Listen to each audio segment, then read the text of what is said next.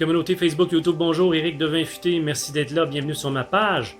Aujourd'hui, je vais faire une clip, un petit peu la suite de mon premier vidéo que j'ai fait, qui était sur les accords mets et vins. Je vais parler aussi des 5 saveurs, les 5 éléments universels de ce qu'on retrouve dans tous nos aliments et boissons, qui sont le sucré, salé, amer, acide et le umami. Le umami, je vais passer vite dessus, j'en parlerai pas trop aujourd'hui, j'en ferai une vidéo pour le umami seul parce que c'est un peu abstrait, ça peut être un peu long à expliquer. Je veux pas que ma vidéo dure trop longtemps aujourd'hui. Alors, je vais revenir dessus. Je vais en parler un peu. Bon, je peux vous donner les grandes lignes là, du umami. Qu'est-ce que c'est? Le umami, c'est très large comme définition. On dit le umami être une sensation agréable en bouche. Donc, voilà. Ça peut être beaucoup de choses. On retrouve du umami dans la sauce soya, on retrouve la sensation de umami dans les champignons cuits. En fait, au niveau scientifique, techniquement parlant, ça fait partie de la famille des glutamates. C'est un type d'acide aminé. Comment je pourrais décrire ça? Comme par exemple, si admettons, je vous dis de vous mettre des cuillères à thé de sel dans la bouche comme vous allez trouver ça, ça sera pas bon, vous allez devenir, en fait, ça va vous donner mal au cœur. C'est tout à fait compréhensible. Par contre, si mélanger le sel mélangé au croustilles, aux chips, ça c'est incroyable. Combien de personnes ouvrent un sac de chips et dès qu'ils en prennent une, ils finissent le sac. Moi, j'en fais partie. On pourrait dire que c'est ça le umami. C'est cette sensation-là agréable qu'on a en bouche d'un aliment, d'un mets qu'on va manger, d'un plat. Le même exemple, je pourrais vous le donner avec le sucre. Mettez-vous des cuillères à thé de sucre dans la bouche comme ça, plein de sucre dans la bouche, ça va vous tomber sur le cœur, vous allez être saturé, ça va venir très désagréable. Mais par contre, si je vous mets un pot de caramel dans le visage avec une cuillère, il y a de fortes chances que vous en prenez quelques cuillères à thé et peut-être même finir le pot. Le sucre cuit avec quelques éléments rajoutés selon votre recette, que ce soit de la crème, du beurre ou du sel dans votre caramel, ça donne envie d'y retourner, on a envie de le finir, le pot de caramel. C'est difficile de s'arrêter là. C'est un peu ça le umami. Mais je vais revenir avec une clip là-dessus aujourd'hui, je ne m'attarderai pas trop à ça, parce que c'est un élément qui est un petit peu plus complexe et vague et vaste dans sa définition. J'y reviendrai. Aujourd'hui, je vais parler surtout du sucré, salé, amer, acide, mais en particulier du sucré et de l'acidité, qui sont les deux éléments, surtout les deux éléments qui interfèrent le plus, qui modifient le plus les arômes, les saveurs, les sensations de votre vin que vous buvez. Dans le dernier vidéo que j'ai fait, à la fin, je vous donnais l'exemple du gâteau fromage. Je vais revenir sur cet exemple-là. Je vous disais, si on se fie seulement aux arômes pour faire des accords mets et vins, ça devrait être logique. Si on prend un vin qui a des arômes de petites cerises noires, avec une belle acidité, un petit côté un peu framboise, fruits des champs, on prend un vin sec comme exemple. Est-ce que ça va bien se marier? Est-ce qu'il va avoir ça va être un bon accord mets et vins avec le gâteau fromage? Non. Ben, je vais vous dire pourquoi. C'est à cause du sucre. Le mariage du sucre et des vins secs, ça ne fonctionne pas. Avec deux éléments en particulier, dans les 5 saveurs, avec deux éléments en particulier, le sucre et l'acidité, la bouche fonctionne par saturation. Qu'est-ce que c'est ça? Je vous l'explique tout de suite. Lorsque vous êtes saturé en bouche de sucre ou d'acidité, vous n'allez plus percevoir ces éléments-là par la suite dans votre vin. Je reviens à mon exemple de gâteau fromage.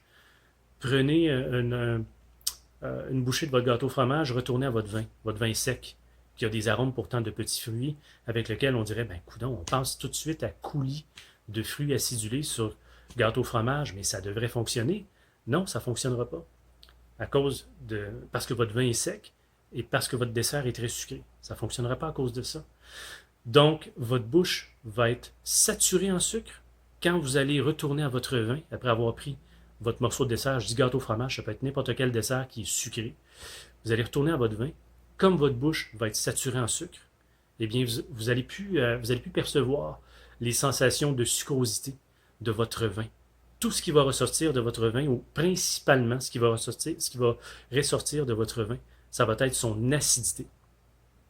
L'acidité va être très amplifiée vu votre bouche saturée en sucre. Si on fait l'inverse avec l'acidité, allez vous prendre, allez croquer dans un citron.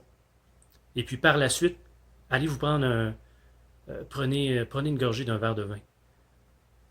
Votre bouche va être saturée d'acidité, donc là c'est l'inverse comparativement avec l'exemple du sucre, ça va être l'inverse.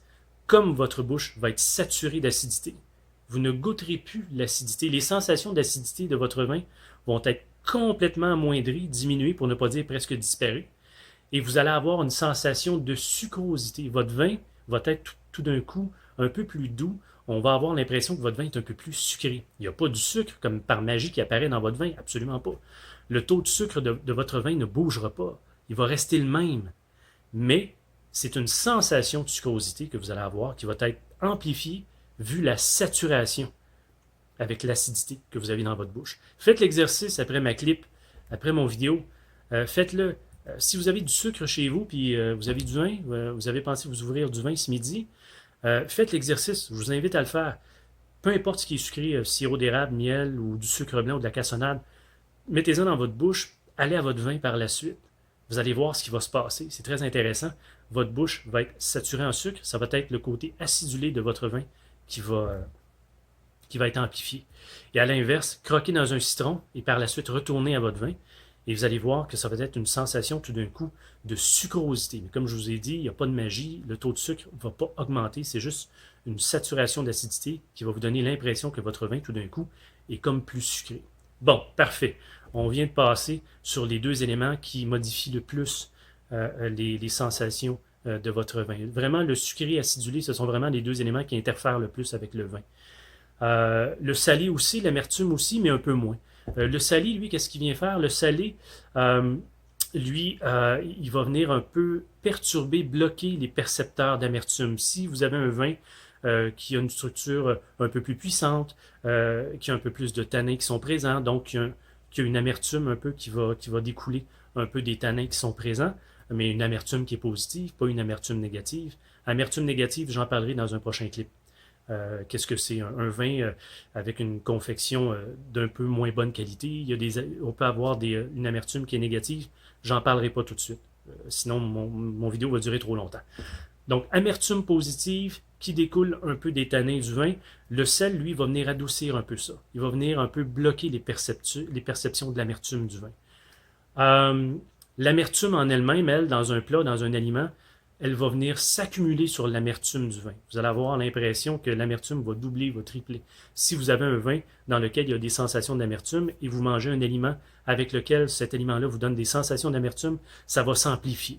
L'amertume va s'accumuler par-dessus l'amertume, ce qui est désagréable. J'avais oublié de vous dire pour ces éléments-là, où on les ressent sur la langue. Le sucré, c'est en avant de la langue. Le salé, en avant sur les côtés. L'acidité des mâchoires sur le côté de la langue. L'amertume, désolé, en arrière, tout près de la luette, si on peut dire, dans le fond de la langue. Et le côté umami au centre.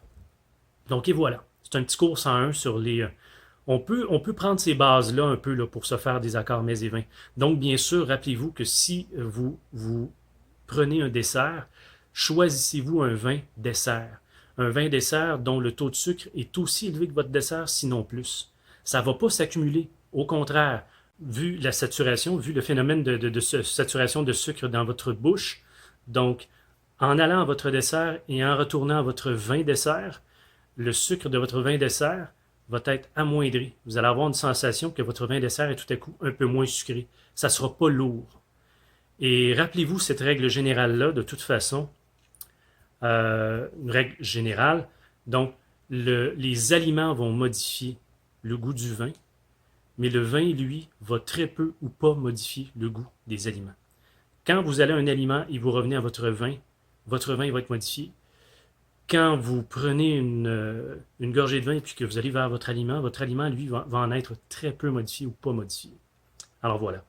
Donc, on peut se fier sur ces éléments-là de base un peu pour s'amuser à faire des accords mets et vins. j'en parlerai de façon un petit peu plus poussée dans une clip prochaine. Donc là-dessus, merci encore d'avoir été là. J'espère que ça vous a éclairé un peu. Si vous avez des questions, ne vous gênez pas, soit en privé ou soit sous mes publications. Allez-y, laissez-vous aller, je vais y répondre avec plaisir. Éric Devin-Futé, je vous dis merci, bonsoir. Éric Devin-Futé vous dit merci, on se dit à la prochaine. Ciao.